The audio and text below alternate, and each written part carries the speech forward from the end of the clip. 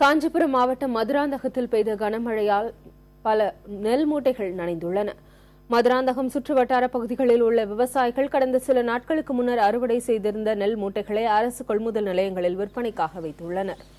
நாள்தோறும் குறிப்பிட்ட அளவே நெல் கொள்முதல் செய்யப்படுவதால் 2 மாதத்திற்கு மேல் நெல்லை விற்பனை செய்ய முடியாமல் காத்து கிடப்பதாக விவசாயிகள் கூறுகின்றனர்.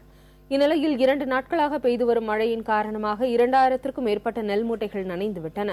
உடனடியாக நெல்லை கொள்முதல் செய்ய வேண்டும் என்றும், இல்லையென்றால் வீணாகும் அபாயம் உள்ளதாகவும் விவசாயிகள் கவலை தெரிவித்துள்ளனர். இதுகுறித்து மண்டல மேலாளரிடம் கேட்டதற்கு நெல்லை கொள்முதல் செய்ய விரைந்து நடவடிக்கை எடுக்கப்படும் என தெரிவித்தார். கம்மி விலைக்கு நெல் கேட்குறாங்க.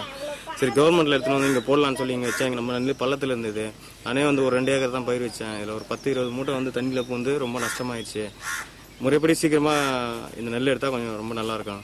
நான் வந்து 3 ஏக்கர் பயிர் வச்சுங்க. 3 ஏக்கர் பயிர் வச்சு நெல் வந்து அவங்கெல்லாம் அங்கே நெல் போட்டால் கம்மியாக போகுதுன்னு கவர்மெண்ட்டுக்கு எடுத்தானுங்க. நான் கவர்மெண்ட்டுக்கு எடுத்தாந்தாலும் கவர்மெண்ட் வந்து 1 மாதம் ஆச்சுங்க. இன்னையுடைய மழையில் இன்னைக்கு எனக்கு ஒரு 15 மூட்டை நெல் நஷ்டடிங்க.